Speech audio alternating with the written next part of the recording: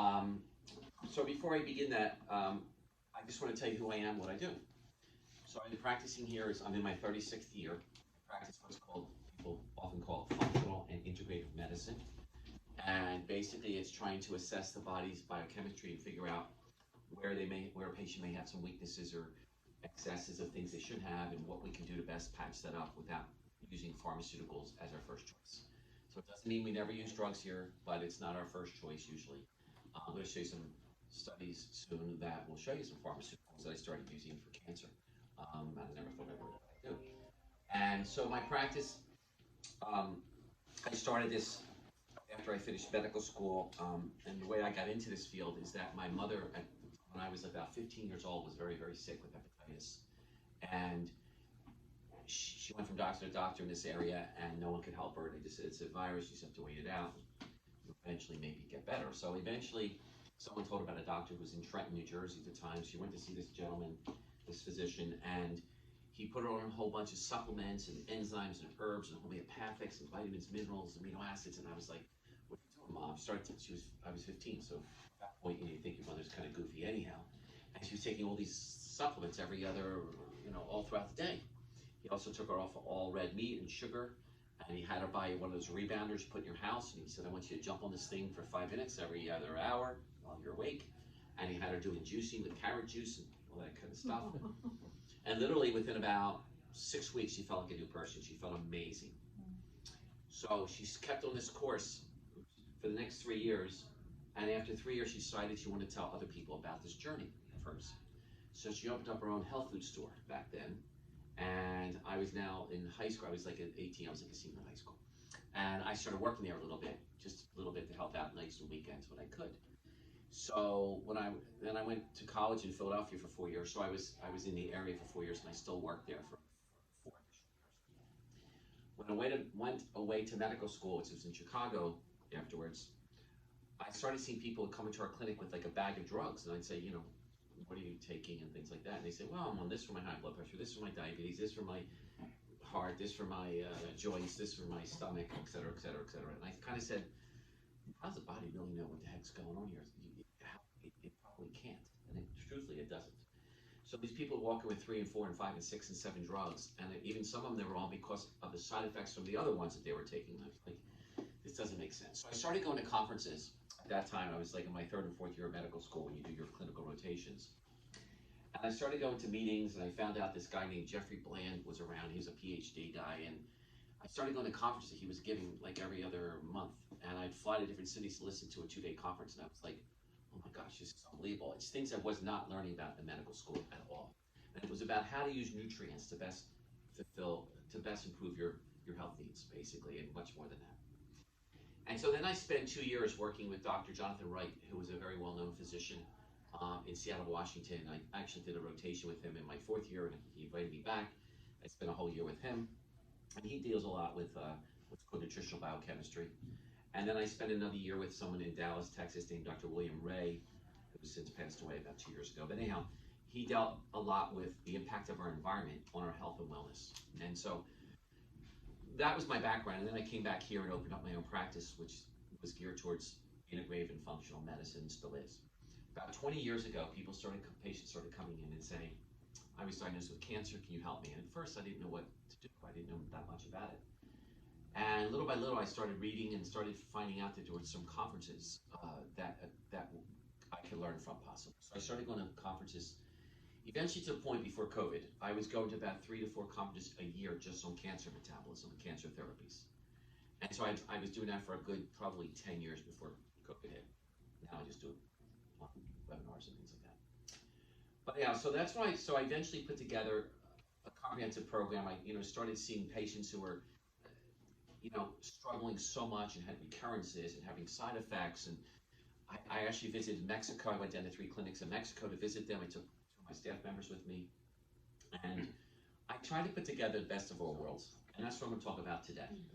So I certainly don't have all the answers. And I want you to know that I'm not an oncologist. I'm a family physician by my board certification. But I've been very active in this field for, as I said, 36 years now. And I was president of one of the major medical organizations that teaches other doctors about health and wellness. It's called ACAM. And I was on the board of directors of for a variety of different medical societies, etc. I used to have my own radio show. For those of you who PHT or radio, which is in Philly. I used to have my own two-way talk show. So I've done a lot, but I'm not an oncologist, and as you guys know. Okay? But anyhow, so we're at a time right now where there's a pandemic going on, but what we're not recognizing is that there's also a pandemic of cancer. And there's over 1,600 people probably die every year in the United States from cancer. And it's going to affect, unfortunately, close to 50% of our population overall at some point in their lives. For women, it's about 40%. For men, it's about 50% right now. It is that high, by the way. I saw someone this morning who was recently diagnosed with breast cancer, and I explained to her that, unfortunately, 1 out of 7.5 women will be diagnosed with breast cancer. It's that high right now. It's about 15%. And we see lots of prostate cancer here, lung and bone cancers, and all kinds of things. Unfortunately, because we live in a chemical soup, we live in a very polluted environment. We're under a lot of stress for various reasons, and we don't eat a healthy diet. And so there's many more factors in that, which I'll touch on. I just wanted to give a little bit overview of things. And you know what? Unfortunately, it doesn't boil down just to chemotherapy and radiation and surgery. Today, as you know, it's mainly your doctors talk to you mainly about chemo, radiation, and surgery. But the results that we're seeing on all cancers is very limited when it comes to treating with only these three modalities. And I think we have to start looking at other modalities, and that's what we're talking about. So we can start looking at what's called the terrain or the microenvironment of the tumor and of the patient, and treat more than just the cancer, but to treat the whole patient. And unfortunately, medicine's become so departmentalized now that you see one specialist for this, one for that, one for that. But with oncology, most of the oncologists, I call them, they're basically chemotherapists. That's what they are. They have one major tool in their toolkit, which is called chemotherapy. There might be a variety of chemotherapies, but they don't have much more to offer than that. And unfortunately, that's not always the best answer. We'll talk about why not.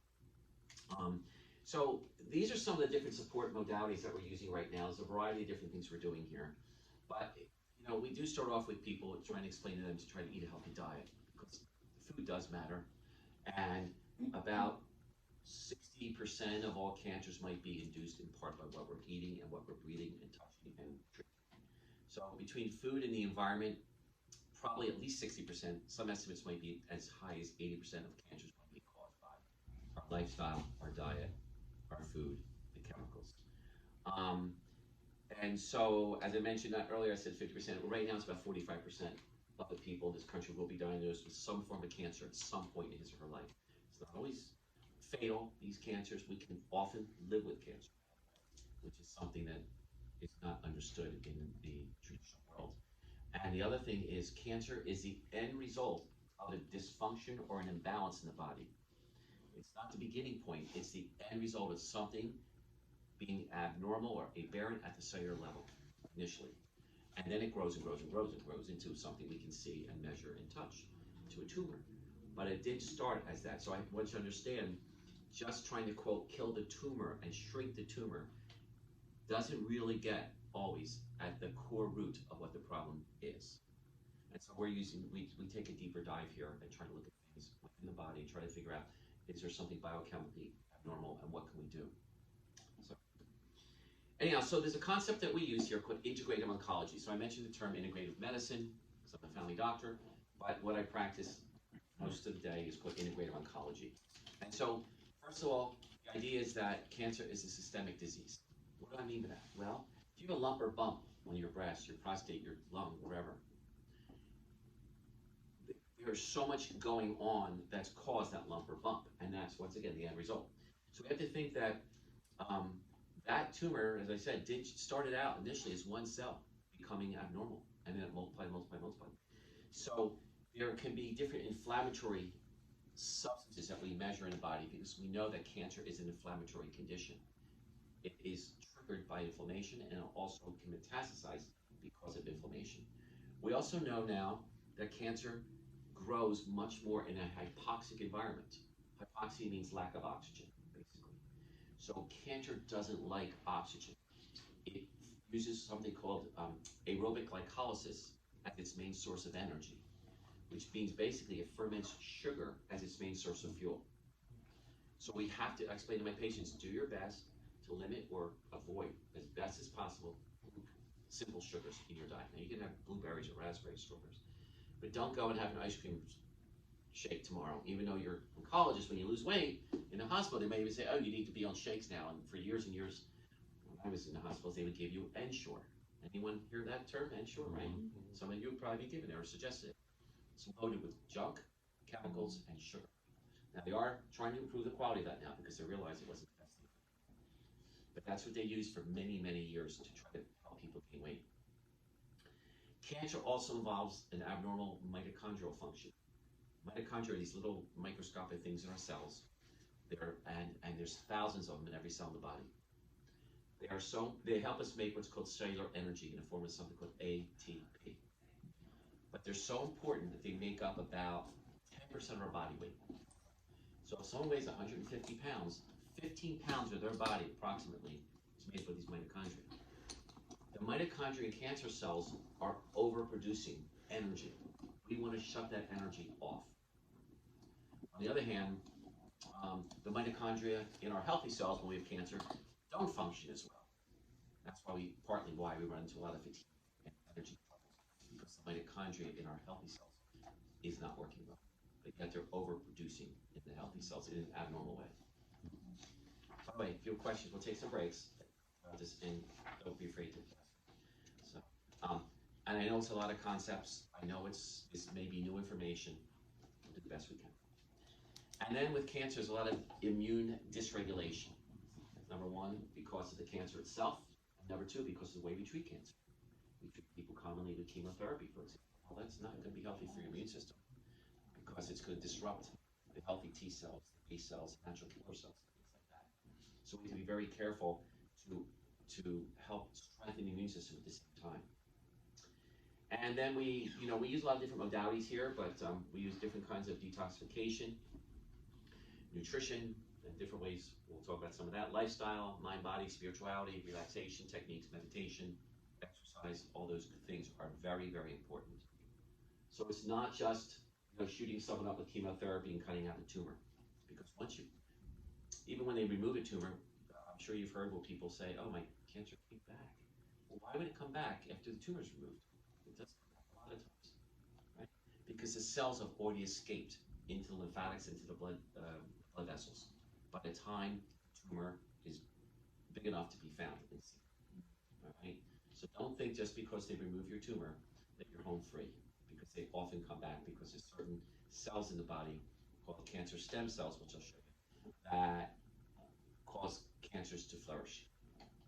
So we use a whole body approach. It includes all these different modalities, which we'll talk about some of that too. So what we try to do here is we try to modulate it's called the biological terrain, so it becomes unfavorable to the growth of cancer cells. We want to make it so that they say, ooh, I don't like this stuff. Now chemo does that, right? But the problem with chemo is it kills or it disturbs your cancer cells, right? But it also disturbs and kills your healthy cells as well. And that's partly that it's not what's called specific. It's not targeted just to cancer cells. It hits all your cells. And that's why some people feel so sick after getting chemotherapy. If it only hit the cancer cells, it'd be tremendous, sort of. But that's not how it works. So we want to shut off the fuel lines. We want to the cancer. We want to change the terrain or the microenvironment. We want to, at the same time, strengthen and nourish the healthy cells of the patient. And there's a term we use called thriving while surviving. And we want to transform cancer from an acute disease into more of a chronic illness, one can live with for many, many years, so people can have good quality life. It's unfortunate when you go to the doctor and he diagnoses you the first time with cancer, and he might say, oh, you need to start chemotherapy Monday morning. And you're like, well, this is Friday afternoon almost. And you're like, well, why do I need to start? Well, you got cancer, we can start right away. I think it's the wrong approach. I think people need to read about it, educate themselves about it, find out what other options, if there are options for them. And once again, we don't have to die from cancer. We can live with our cancers. Sometimes the toxicity from the treatments is what does us in. There was a study they did in England a number of 5 years ago, and they looked at people who unfortunately passed away within the first 30 days of chemotherapy. they concluded that 50% of those who passed away did not die from cancer, but they died from the chemotherapy. And that's not uncommon, unfortunately. So what are our goals? Our goals are support you. Our goals are support the patient, give him or her the best chances of survival and best quality of life possible, with the least side effects for undergoing chemo and radiation, with the least side effects possible, and to reduce risk of recurrences and to improve survival time. We cannot always cure cancer. I don't know how to do that yet. We haven't been successful in curing cancer. We do have some people that go remission. We do have some people that have had the cancer has gone away. But I'm going to tell you that we see a lot of people with stage 4 cancers, and it doesn't mean we cure people, but we give them better quality of life and live a whole lot longer than they otherwise would. Like the man I saw today, well, actually, with telemedicine, he's coming in soon for his treatment. 1 o'clock today. He's had mesothelioma, which is not a good lung cancer to have. He's had it for 4.5 years. The average life expectancy for someone once they're diagnosed is probably about a year or something like that. So he's 4.5 years out, and he's been pretty productive and he's 89 years old, so he's slowing down now. But he's had a very productive life, even though he still has mesothelioma. We have case after case of people that I've seen now that are 5 and 10 years with their cancers who are expected short periods of time. I have a woman that we're treating with GBM. It stands for glioblastoma multiforme. It's a brain cancer. Life expectancy for that maybe 9 to 12 months after diagnosis. She's still alive 3.5 years later. So we have a lot of those kinds of examples of real people getting real results. So what we do is we disturb and disrupt the metabolism of the cancer cells while leaving the healthy cells intact. That's crucial. We have to leave those healthy cells and immune system intact. And so this is exactly what we've seen so far, and I'll show you the program in a minute, is that we see better quality of life, more energy, better appetite. People are able to tolerate their traditional therapies if they receive them. So with chemo, some people still continue with it, and I'm not judgmental, but and if people want to continue with it, explain certain things, but we still would treat them. And you have some people that say, I don't want chemotherapy, so I'm not doing it. What options do you have? And then we work with them as well. But I will tell you that some of the things we do absolutely has been shown scientifically in research papers to help tolerate chemotherapy much better than otherwise if they can get treatments from us. Also, chemo's been, people experience less pain in general with our treatments and less chemo brain. Chemo brain's like you kind of fuzzy-headed from chemotherapy, and you sometimes can't recall things easily, and names and numbers, and not a fun thing to have. And you're smiling because you probably know somebody. Every day, there you go. So what I'm saying here too, by the way, is just through my experience and through research that we've done, and we see it all the time. I've been doing it for years now. And then a lot of people who get chemo, unfortunately, suffer from what's called neuropathy symptoms, which is like numbness and tingling, commonly in the feet, commonly in the hands, but most commonly in the feet. So that's not fun either, and there's ways of protecting against that. But unfortunately, the oncologists don't do this. They wait till you have a disease, and then they try to deal with it, and then it's very difficult, or it's too late. So, for example, some of the chemotherapies will cause neuropathy symptoms. They tell you right there in the package insert, in the consent form that you sign. But I believe if they would be giving you concurrently something called alpha-lipoic acid and something called glutathione and maybe something called coenzyme Q10, it may protect the cells from you getting neuropathy symptoms, protecting nerves. So, we do have, so that's the other thing. We try to prevent things from happening because once disease occurs, it's much more difficult to get rid of. One of my mentors who I respect a lot, Dr. Frank Schallenberger, whenever you hear him, he writes a newsletter, and he's very well known in our field. And I studied from Frank, I went out there twice to his office, and one of the things he said to me is, the best form of preventive medicine is not to get it in the first place.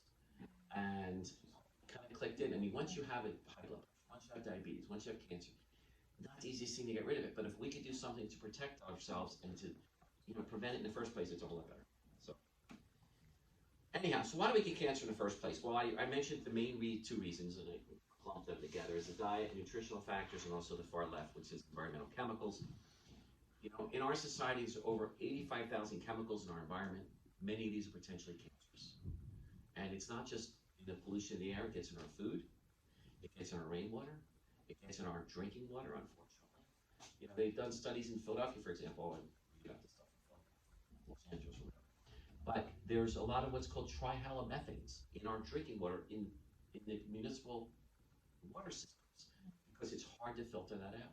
There are even traces of antibiotics, traces of hormones, traces of antidepressant drugs in our public drinking water, believe it or not. This stuff is all not good for us, all right? So that's why stress is drink filtered water if possible. Where a lot of us have been drinking out of plastic bottles for the last 35 years, whatever it is now. That's not so great either, especially the soft plastic. Why? Because they contain what's called phthalates and BPA, which is bisphenol A. And these things too are immune suppressants. They cause dysfunction of your immune system. That's just examples. There's many, many more examples of environmental chemicals that have been shown to exacerbate cancer. So we have to clean up our internal environment. We have to use different kind of household products, even for cleaning agents, because a lot of them are not so good for us.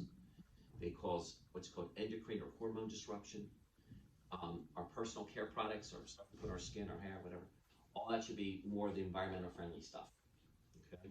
And try to eat organic food whenever possible. Always difficult to eat 100%, but do the best you can. Genetic mutations only account for about 2 to 5% of all cancer, so it's not usually due to a genetic mutation that occurs.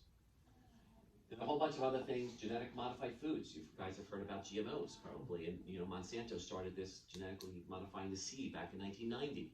Unfortunately, it's 32 years now. Well, there's some suggestions some of that may be triggering some of the conditions we're seeing today, more so than just cancer. Electromagnetic fields, EMFs. You know, we see these high tension wires and stuff all over the place today, and 5G and everything else possible. We don't even know the full impact of all the stuff that we are coming in contact with. We have ideas on that. We don't know the full impact. Stress, toxic emotions will often trigger various cancers. Studies have shown that 80 to 90% of most cancers may have been triggered at some point by a stressful condition, more than just one stressful condition, a whole series of stressful conditions sometimes. But so stress can be a big part of why we get cancer in the first place. And then to the far left there, infections. It's possible that certain funguses, certain viruses, certain bacteria can and may trigger cancer. So you've heard of like Epstein-Barr virus. Most people heard about it. Could be. So that may trigger neck and throat cancers, for example. You've all heard of HPV, which is a human papillomavirus that can trigger cervical cancer in women. So that's just two examples. But we sometimes will, the reason I'm telling you some of this, we will look into some of these different modalities as part of the screening that we do, rather than just say, here, start chemotherapy next week. Okay. So another question, there was a study recently published, the question was, why do we see breast cancer returning? Why do some cancers return after, as I mentioned earlier, after surgery? They remove the breast, we think it's gone. It's not. And so what they concluded here is there recurrences for after lumpectomies and mastectomies sometimes 12 to 18 months later or beyond or before. It's just an example. But what they found is that by doing the surgery, it caused the healing of the surgical wound causes so much inflammation that the inflammatory process shut down some of the arms of the immune system and contributed to cancer formation, and it allowed the cancer cells which are still in the body to free themselves up. They then continued from there where they gave patients who were going to have a mastectomy or lumpectomy an anti-inflammatory drug before the surgery and just after the surgery. They were able to cut the recurrence rate by 80% just by using anti-inflammatory. So they used in this study was the traditional drugs that they used, but in our office we will use things like curcumin or turmeric or boswellia or some of the other naturally occurring anti-inflammatory type of agents, rather than, because I'm not big on drug stuff. So anyhow, they were able to reduce by 80% the recurrence rate by just putting patients on anti-inflammatory after surgery. But anyhow, so that's some of the things we're doing now. Sometimes we'll put people on natural anti-inflammatory things. We don't since the study, but it's sort of validated what we're doing. Now, Dr. Lisa Cousins, who is the chair of the Department of Cellular Biology at the somewhere, but she's associated with American Association of Cancer Research. She said, you know what, curing cancer may not be so possible and maybe shouldn't be our goal. She said, instead, she says, I think that most of us, the goal is management, where we think about cancer more like a chronic disease. So as you know, like years ago, even for diabetes, they were trying to, now we're treating it as, we're managing it. We're trying to treat it as a chronic disease. And I think that we're going to get to cancer the same way. I think if we try to look at it as trying to maintain it, or corral it as a chronic disease, and not just throw a huge sledgehammer on our head, we will be seeing better results. She said 50 years ago, diabetes was a death sentence. Now it's a chronic disease that can be managed. So when we give chemotherapy, when people give chemotherapy, well, I want to tell you the statistics have shown that it only helps with 5-year survival in patients. Only 2% of all cancers get benefited by living more than 5 years with chemotherapy alone. So I think that we need to start looking beyond just chemotherapy, because it's not enough, is my point. And this was a real study published in 2004 in one of the major medical journals. So what are the side effects? Well, some of you unfortunately have probably experienced it. Side effects of chemoradiation, and these are a lot of things, not to read them all off, but you know what they are, some of you, and it's not pleasant. And but we can try to protect our patients against some of these things happening, and happening so severely as well. Metabolically, there's a lot of things that can happen too as far as side effects. Number one, chemo weakens the immune system, so does radiation. It increases inflammation. They actually cause more inflammation. I already told you that inflammation is not good for cancer, because cancer can spread and metastasize because of inflammation. Also, chemoradiation can disrupt the mitochondria in the healthy cells, so that's not a good thing. It can also cause disruption of your DNA, which can cause secondary cancers. And you probably heard of some people say, oh, I got through one cancer, but then I developed another. Well, part of that's what's going on. It's disrupting the DNA in the healthy cells. And it's also suppressing something called the p53 suppressor gene, which is very important to help protect us against cancers. In addition, chemo can also, as you know, damage your vital organs. Can damage the heart, damage the liver, kidney, sometimes the nerves, various other things. So it can cause failure of different organs of the body. So besides chemo, there's a newer thing in the last 15 years sort of coming out, and it's called immunotherapy. You may have seen some of these on TV. There's 3 major ones. It's called Opdivo, and there's 2 others called Keytruda and Yervoy. There's others now. They keep coming out more and more. And it sounds great. Hey, I'm going to give you immunotherapy. They tell you, and they'll say, oh, it's not chemotherapy, it's immunotherapy, so it's different. It is different, but I want to tell you too, it can have terrible side effects. Here's some of the side effects that have been reported in the Opdivo ad, which I just copied that from a magazine where it's being advertised. So they can cause lung problems, intestinal problems, liver problems, kidney troubles, skin problems, inflammation of the brain, inflammation in other organs, severe infusion reactions, and different hormone dysregulation. And in fact, it can even cause death. I didn't put that. And is it effective? Well, for this particular study, they used Opdivo, and they took people who had what's called non-small cell lung cancer.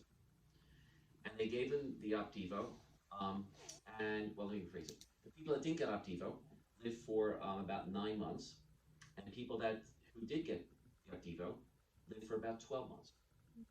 So they lived 3 months longer. So they came out, oh, Opdivo's tremendous. They increased their lifespan by 33%. Well, that sounds pretty good, but when you really look at the raw data, they did live longer. They lived 3 months longer. And unfortunately, during that extra 3 months, these were some of the side effects that occurred that they had. So they weren't living a healthy 3 months. Many of these people were in and out of the hospital or outpatient clinics to help them with their effects from therapy.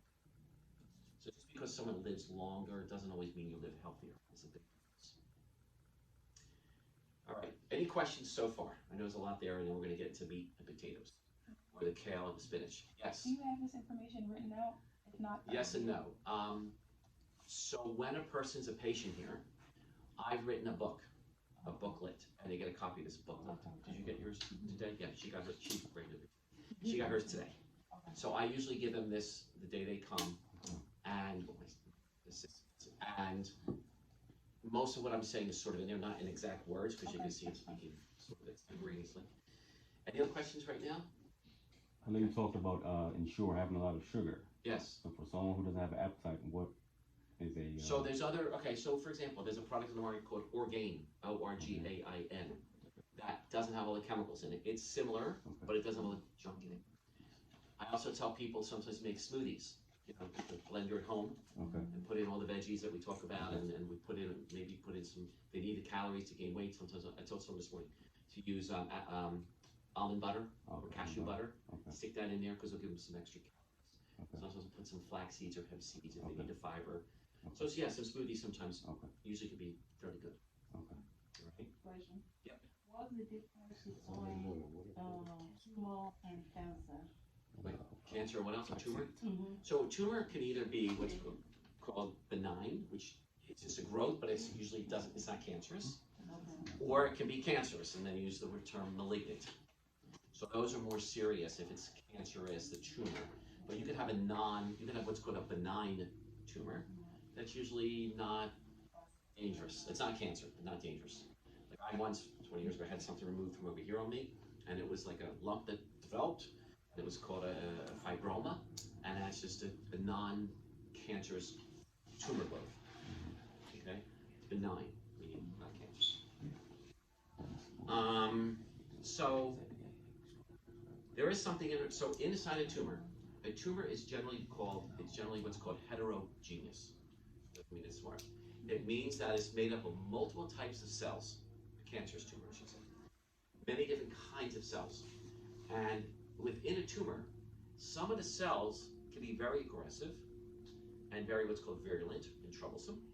But yet, some of the cells within that same tumor might be benign. And so all the cells in the tumor aren't always the same. It's not what's called homogeneous. It's usually heterogeneous. And some of these cells in the tumor that are very aggressive and very resistant to chemoradiation are called cancer stem cells. So you've all heard of the term stem cells in a good way, right? Some people use them to inject into a joint in knee to help with arthritis. We do that here too, but that's not my point. The point is that stem cells that are healthy stem cells can be good for us. But cancer stem cells are not good because they continually multiply out of control and divide and multiply and divide and multiply, and they don't know how to regulate themselves and don't know how to shut off. Those cells are particularly troublesome. They're the ones that cause metastasis and the ones that cause further growth of cancer. So it's the cancer stem cells that we need to sort of address when we're dealing with cancer. And unfortunately, it's an area that's completely lax in traditional oncology. If you ask your oncologist, whenever you see your oncologist next time, hey, doctor, so-and-so, I just heard about these cancer stem cells. What are they? Can you tell me about them, and how do you address them? What do you do to help me get rid of them? They're gonna look at you like with this question mark on their face. They don't know how to answer that because they don't even know much about them. And I'm gonna tell you, there's researchers throughout the world that all they do is research cancer stem cells. And for example, there's a doctor named Dr. Witcham at University of Michigan. His whole lab is geared towards studying cancer stem cells. But anyhow, so these are the cells that it says here, there's accumulating evidence shows that cancer stem cells are key drivers of tumor formation, progression, and recurrences.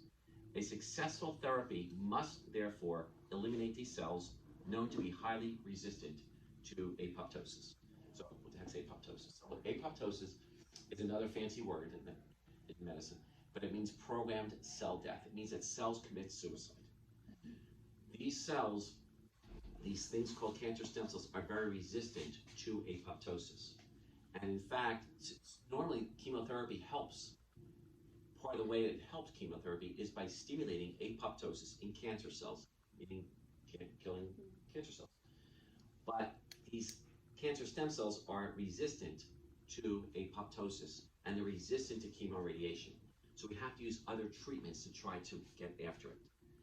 And you can't just be a one trick pony in oncology. And unfortunately, that's sort of what's being done today. They'll give you 2 or 3 chemos at once, and that's the therapy they use. And also, oncologists are mainly what I call, they're they're very disease oriented, but they're not wellness oriented. And in fact, even after you finish your treatment plan, whatever that might be, it could be 6 months, a year, whatever they tell you. If you say to your doctor, okay, what do I do next? Okay, there's no evidence of disease maybe, or there is still. But if there's no evidence of disease, is there something I can do? And they'll say, no, just go home and we'll scan you again. We'll do a scan in 6 months or a year, and we'll do a CBC and a chemistry profile every 3 months, 6 months, whatever they tell you. And that's it. But they're not being proactive. They're being very what's called reactive. They're keeping their fingers crossed that the tumor hasn't come back. And if it does, then they'll switch your medicine around, and that's it. There's nothing they do usually to teach you about wellness before you leave their office.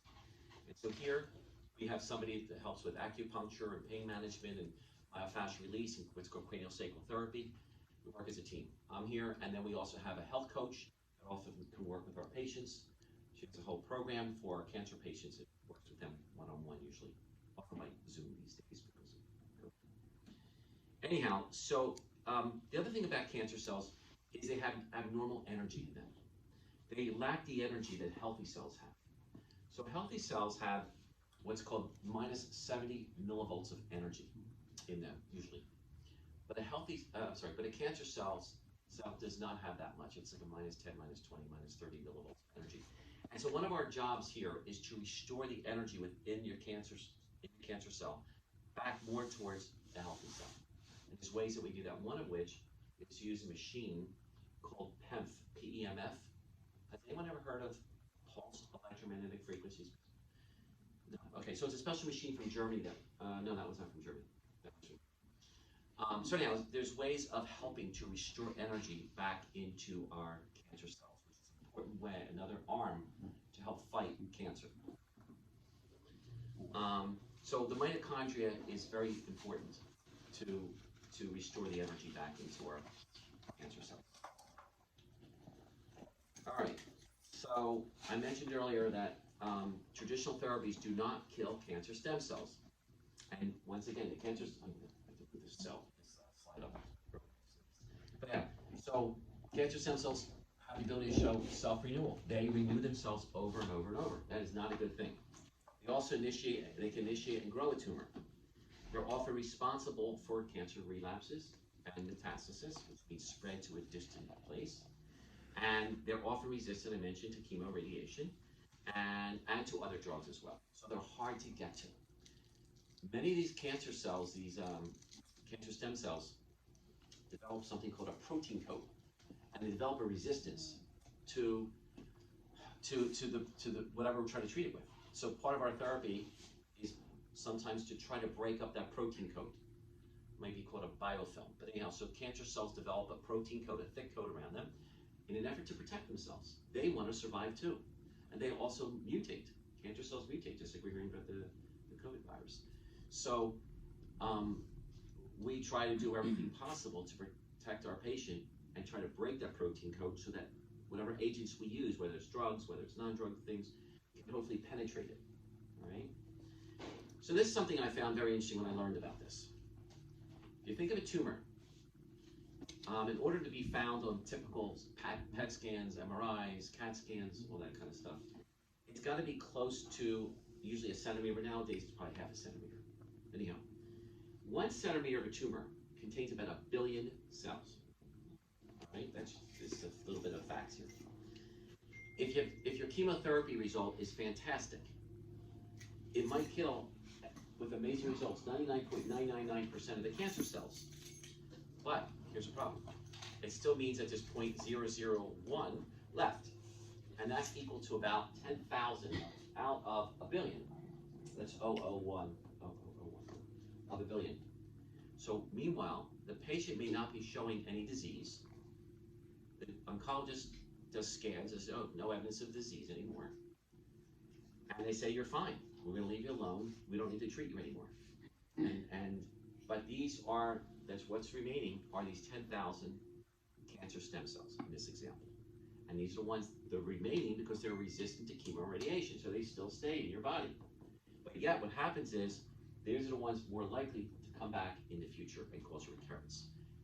What happens is, because the chemo, they go into hibernation, they do get knocked down, they become weakened, but then they come back with a vengeance later on sometimes. So we have, part of our job is to treat the cancer stem cells, and I'm going to show you how we are working on that here as well. All right.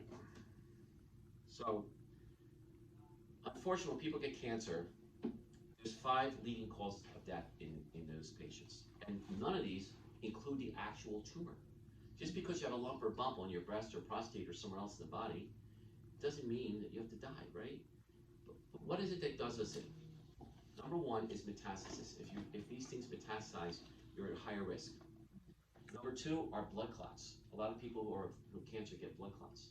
Also, chemo itself puts people at high risk for blood clots. It's one of the side effects of having chemotherapy. Infections are one of the leading causes of death in a cancer patient. So peritonitis, peritonitis in the abdomen, lungs, right, pneumonias, things, and sepsis, things like blood infections. These are the reasons why some people don't make it. Another one is cachexia or wasting, which you asked about, sort of. So when people can't eat, which is one of the side effects from chemotherapy, they waste, they become cachexic. And if you don't keep your proteins up enough, if we can't keep your proteins up, people can't heal very well either. So one of the things we do, by the way, is treat with certain kinds of amino acid formulations to try to keep the proteins up, both orally and sometimes intravenously, depending on the case. And lastly is end organ failure. Liver, kidney, and sometimes heart failure so these are the 5 leading causes.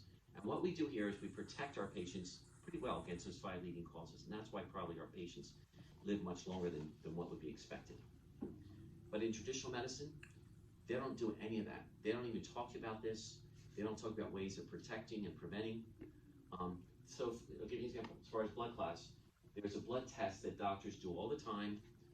Frequently, if someone comes into the emergency room with, like, let's say leg pain and they're suspecting, or even after COVID, a lot of people are getting blood clots. Well, there's a blood test called D-dimer, and if it's high, it could mean that person might have a blood clot. They'll send you for another diagnostic test if it's high. But what we do, rather than waiting until someone has a blood clot, or we check D-dimer right from day 1 when someone comes in. Why? Because if someone's already a little bit high, I want to put them on certain agents. I use natural agents that are enzymes that protect against blood clots, because we know they're at high risk. If it's high at the beginning, they're at high risk for a blood clot. But I don't want to wait till they have a blood clot. It's much more difficult to treat them. Plus, sometimes they don't make it if they have a blood clot. So we're always being proactive and not just reactive, which is what happens in conventional settings. Follow me so far? Okay. So let's take a look at some of the deeper dive we're doing as far as looking at your overall health. So these are some of the things we look at when the patient comes in. We don't always check every single one of these, but we check portions of these. So your immune system, we do special blood tests to look at how well functioning your immune system is. And that's one area that I don't understand how an oncologist doesn't do that at all, but they don't. We also look at different inflammatory pathways. So there's different what's called cytokines and interleukins that are related to inflammation in the body that we look at. By the way, for immunity, there's certain cells called T cells, B cells, natural killer cells, and various other subsets of those things that we look at. We also look at your metabolism in different ways. We look at nutritional markers. Maybe talking about lifestyle factors. Sometimes we're looking at gut health, and we may look at different toxins. So I mentioned the 85,000, more than 85,000 chemicals in the environment. There's different blood tests, urine tests, and we may look at that as well. So let's take a look at some of the labs we're doing. The first line there, all your doctors do that stuff. And so that's the tip of the iceberg in my opinion, and that's simply not enough. That's just looking at a CBC, a blood count, and the CMP, which is your chemistry profile. Those, to be abnormal, are going to be more what we call late stages of disease. They're not early. You don't just wake up one day and you're anemic already. You had to take some time to get to becoming anemic, which means low red count, by the way. But if you're in kidney, if your kidney, what's called creatinine, is it 2.5, 3, that means you have abnormal kidney function, but you didn't go from 0.8, which is normal, to all of a sudden a 2 in a day. Something happened in the interim. And so what we're trying to say is we look much deeper because these are just tip of the iceberg problems. So some of the other things we look at, I mentioned a few of this already. The second line is an immune system assessment. The fourth line there says D-dimer. I look at that. That has to do with blood clot. The Third line I didn't mention yet, but I will now. It's called galectin-3. Galectin-3 is one of the most powerfully inflammatory proteins in our body you can find. It stimulates something called NF-kappa B, which is a very pro-inflammatory substance to stimulate all kinds of pathways that are abnormal in our body. That's the bottom line. So we want to make sure that we can block, if you're high in this galectin-3, we want to make sure that we block it so it doesn't go higher and higher and higher. This also causes metastasis when it gets high. And it also, if someone's over like 25, the outcome is often they have a poor prognosis. So we look at that, we try to block it. These natural things that I use here to help to inhibit galectin-3 production. Vitamin D, you've all heard of that, and some of your doctors might check that. So, but here's the difference. The normal range for vitamin D is about 30 to 100. And if you're at 34, 35, 36, whatever, your doctor might say, oh, you're fine, you don't need any vitamin D. I disagree with that. We are here to optimize your vitamin D level. And for cancer patients, it's been shown anywhere from about 60 to 90 is where I want it. Vitamin D regulates over 2,000 genes in the body. Many of these are anti-cancer genes. And if someone's walking around with a 30, 32, 37, whatever, it should be double that. If you're below 30, you're really in trouble. So that's why we bring it up. And so some people, we use it orally at first, try to get it higher. Some people don't absorb it well. They have something called a vitamin D receptor defect. Their receptor site to absorb D doesn't work well. So in some cases, we do give injections of vitamin D, like intramuscular injections. We also check a urine test called DNA and RNA oxidative damage. That has to do with the health and wellness of your mitochondria and also of your cell membranes. So it's a simple urine test that we do. We may check tumor markers. There's a whole bunch. For breast cancer, sometimes it's something called a CA15-3. We've heard of for ovarian cancer, something called a 125. There's others as well. Pancreatic is a 19.9. We may check those things. I'm going to skip the liquid biopsies, which I'll talk to you about in a second. There's something called nagalase we measure. What's nagalase? Well, it's an enzyme in the body that when it gets high, too high, it suppresses the macrophages, which is a type of white cell, from doing their job. The purpose of a macrophage is to act like a pectin. And their job is to, number one, be a surveillance cell to float around our bloodstream, to find cancer cells. They also find viruses, bacteria, and funguses, not just cancer. And their job is to engulf and destroy it. So it's called nagalase. I mean, well, it's the macrophages that do that. If the nagalase, which I measure, gets too high, your macrophages don't work as well. Okay, they're going to be weak. Therefore, we want to bring down the nagalase so we can bring up the macrophage activity. Right? So there's a little bit of a seesaw here, but we do check that. So I'm just giving you some of the examples of the lab studies that we initially do to fully assess someone who has cancer and what we can do to give them the best chance of survival, the best chance of a good quality of life. And most of this is not checked in conventional studies. We may do a viral panel if I think it's necessary. We may check heavy metals if I think it's necessary. We might check hormone balance, especially if someone has breast cancer, ovarian, uterine cancers. We may check hormone levels because they can have too high of what's called estrone and too high of imbalanced metabolism of their estrogens. And the other one thing we sometimes do is called liquid biopsies. We're doing more these days. So there's different labs that does that. The main one we are using, has anyone heard of something called the Greek test? You have, okay. So the Greek test is done by a lab in Greece, and it's called RGCC. They offer about 15 different tests. It's not one test. They also offer different therapies as part of the test. Anyhow, so it's taking blood.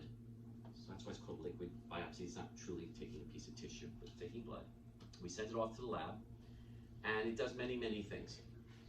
One of which is to try to figure out if someone is going to get chemotherapy, it's trying to figure out what chemotherapy is best suited for that patient, which totally makes sense to me if they're going to get chemotherapy. It's kind of like if you have a urinary tract infection, your doctor might send a urine specimen to the lab. He tells you, hey, take this antibiotic, but don't take this one because your organism, let's say it's E. coli, is sensitive to this antibiotic, but it was resistant to this one. Well, as a physician, we're going to pick the ones that your organism is sensitive to. So there's special testing that can be done through this lab called RGCC that looks at your chemotherapies, if you're going to get chemo, and tries to tell us which ones will have the highest degree of takes away some of the guessing game. So rather than everybody gets the same chemo, which is what kind of happens in real life at your oncology office, whatever your diagnosis is, everybody sort of gets a similar chemo. Breast cancer, you may get 5-FU, Cytoxan, and Adriamycin. Okay. But what if your cells are resistant to 1 or 2 or 3 of those? You just wasted your time, just wasted your money, and you also just gave yourself toxic stuff that it shouldn't even have. So I believe that we try to do this if people can do it before they go on a chemotherapy regimen. The other thing that this does, this test, is it looks at natural agents, it looks at nutraceuticals, and it determines also which ones probably would be the best one for you. So these are examples of where we have personalized and individualized medicine, rather than just everybody gets the same treatment, because it doesn't work. We all, look, every single person in this room looks different, right? And to give us all the same exact treatment, to me, would make sense, because we all have different biochemistries, we all have different genetics, we have different weights, we have different upbringings, we have different everything. So, but this is what happens in conventional settings. You get the same treatment depending on your diagnosis, not depending on your own individual biochemistry, right? So, some hospitals are starting to understand that concept a little bit. I know Fox Chase for a while on TV was advertising, we give personalized care. I really don't know what they mean by that. I don't know what they're doing in practice. They're saying the word personalized or individualized. All right, so let's take a look at our treatment, some of the things we're doing. And then, yeah. Food does matter, all right? And, we get ourselves in trouble sometimes in general with health and wellness by eating poorly over the years. But we can get ourselves a little bit out of that trouble too sometimes. So there's not one diet for everybody. We know every time we get a little something, there's different diets out there, but the bottom line is most of these diets, whether they're Mediterranean, whether they're keto, whether they're vegetarian, whatever they might be, Atkins, whatever, most of them will eliminate processed foods. Most of them will eliminate simple sugars, right? I mean, they don't tell you on keto eat junk food, and the vegetarian diets, they don't say eat sugar stuff. So that's one of the major things, the similarities. We want to try to eat foods that's clean, organic when you can, very wholesome, unadulterated, and also, if you can, drink filtered water, sink water. What does good food mean? Well, these are some of the better foods. They're not the only ones, but these are some of the different foods. And I do have some people on more whole foods, plant-based, and I have other people on more ketogenic, and I have some people on more Mediterranean. So I don't think there's one diet for everybody. That's my feeling. That's just me. I will say, however, there's some literature showing that for prostate cancer, for example, that a whole foods plant-based may be better for most of those patients. For breast cancer, there's some evidence showing that maybe a ketogenic diet may be better for some of those people. But, these are difficult. They're all difficult. It's just a matter of putting your mind to this stuff and trying to really work. You can't do it all overnight. You have to be educated on it and slowly graduate into it. Do you have a question? No. Okay. So these are some of the foods we stress. They're not the only foods, but these are some. And eating healthy should be a way of life. It shouldn't be thought of as a short-term fix. And people should be eating, what their great-grandparents probably ate. Let's face it, our great-grandparents didn't have Wawa. They didn't have 7-Eleven. They didn't have whatever that we have today. They went to a local down the street farm, and they got the chickens and the beef and the eggs and the corn, and the corn wasn't sprayed then. And they got their spinach and kale and potatoes, et cetera, down the street. That was, I'm talking about 100 years ago. Now, obviously, that's not the way we live today, and it's made it more difficult. Cancer, by the way, is not going down; it is going up. Back in 1972, at that time, President Nixon said, "We're going to have a war on cancer. We're going to wipe out cancer within the next years." And it's going up. So, and in fact, most of chronic diseases that we're seeing today, heart disease, blood pressure, diabetes, obesity, they're all going up. So we need to remove our toxicities, both in the food and around our homes, but also mental and emotional toxicities. If we're around people who just depress you and all they do is complain, and nothing's positive in their life and everything's horrible, it's better not to be with those people too often. You know, if it's your spouse, you gotta figure out what you'll do. But beyond that, removing toxicities are very important. Emotional toxicities are important. Now, this has nothing to do with cancer, but I want to just point something out, because I'm seeing more and more younger people with cancer in the last 20, 25 years. And I've seen some teenagers now with cancers. I never saw those before in my practice, but I am seeing now. So I started thinking, why is that happening? What's going on? Well, one of the studies that came out, they took samples of umbilical cord blood from 10 brand new babies, and they sent them off to a lab. And they found they were able to identify 287 different toxic chemicals in the umbilical cord from just these 10 brand new babies. That means 28 chemicals as an average in each newborn baby. But worse yet, 180 of these were potentially cancerous. So we're talking 18 of them, which is average. 18 different potentially cancerous chemicals in each baby upon birth. And then you wonder, why are we seeing all these younger people getting cancers? Well, this is part of the reason. They're being polluted before they even get born, unfortunately.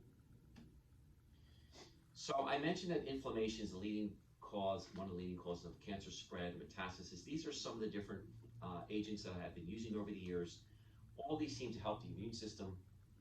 Many of you heard of curcumin, and it's a component in turmeric. Turmeric's that yellow spice that you see frequently used by the Indian cultures, but we should be incorporating that kind of stuff into our diet if we can. Boswellia is also known as frankincense. Some of you heard of that one. It's an Indian Ayurvedic herb. Also has some very good properties to it. You've all heard of green tea extract. There's a lot of studies on green tea and how it helps to inhibit some of the pathways that cause cancer to grow. Omega-3s is the fish oil you've heard of. There's different forms of that, different types of that. I don't want to get into details, but I do measure. We frequently do, not in every patient, but we may measure your omega-3s and their metabolites also.